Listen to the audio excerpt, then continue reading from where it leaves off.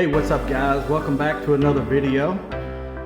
In this one, we are going to work on this area here. I finally realized what I wanted to do with this spur. This spur here is basically going to bring in logs or actually pick up logs that are brought in from the forest that's been cut down and taken to the lumber mill for processing. So I've been working on this a little bit. I got all the ballast down, as you can see. Even got the ballast down on the main line, which will eventually where cars will come in and out for the layout. But I've got this all down. I got my little shack in there, as you can see. Pretty happy with that. Now I've still got a lot of details to add. I'm going to add some standing water in this area, but all in due time. But I thought today I would put a little video up and show you this area that I'm working on here. This is going to be a embankment for just you know, a huge pond, a small lake, maybe a river. So I thought I would work on this area in this video and kind of show you the steps that I go about modeling this. So the first thing I did obviously is cut the pink foam out here. My foam is actually double thick just because it allows more terrain. So I got that cut out and then I sanded down the plywood. The next step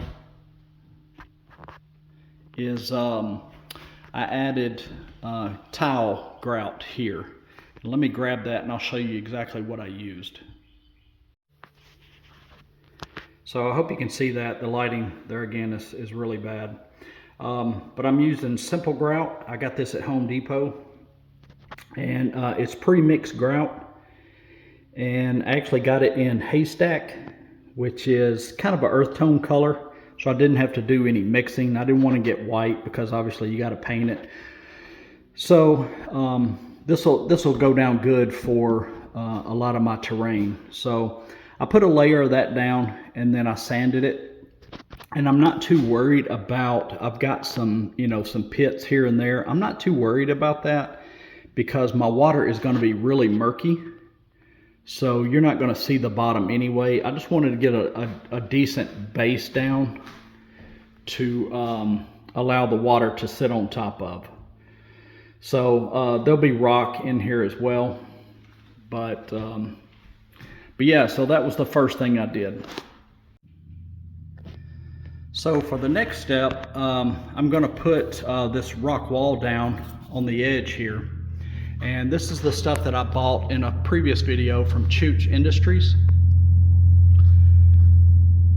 Now, it's not enough to go all the way down and it's too tall. So what I did was just take an X-Acto knife, find my center line, and I just cut it in half. So I actually get 4 pieces out of this. So now what we're gonna do is we're just gonna hot glue this down.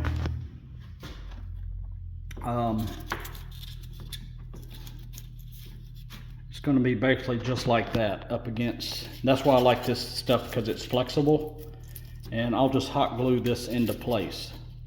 Now when it's all the way down, I still have a little lip there, so we're going to trim that. We're going to angle that a little bit so it's not such a hard edge. So we're going to do that first.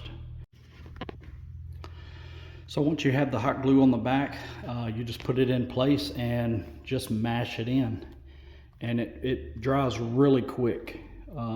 Takes about 10-15 minutes to really harden, but it only takes a minute or two to really start sticking. So you want to be pretty fast with this stuff, but once it's there, it'll hold forever. So I think that looks pretty good.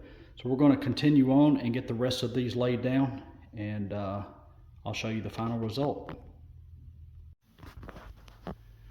Okay, now that the retaining wall is all in, this is basically the final result of gluing that into place.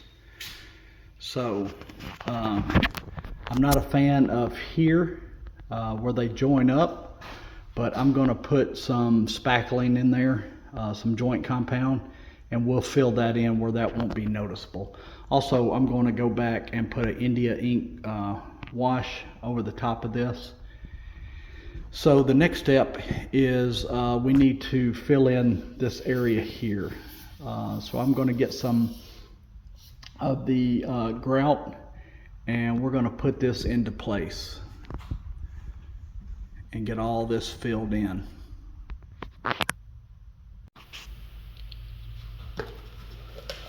Okay guys, so what we're going to do now is we're going to take our grout, and I just have this is called a 5-way. Basically it's a 5-way tool. I like it because it'll get into small crevices rather than a big trowel. But this stuff is really soupy. Well, not too soupy, but we're just going to take this stuff and just kind of mash it into place, and we're going to fill in all these cracks up and down through here, and just kind of blend the scenery in.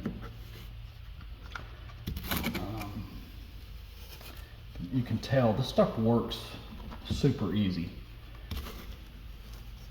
There's really no wrong way to put this stuff on. But I just wanted to taper this in just to kind of look natural. And just work it back and forth, really. Nothing to it. And you got a long drying time. That's another thing that I like about it, is you can work this stuff for a long time before it gets dangerously close to drying. But yeah, so that's basically it. Nothing to it. We'll clean this up a little bit more, but that's really all I do to fill this in. So I'm going to turn the camera off and continue all the way down, get this done, and we'll be right back.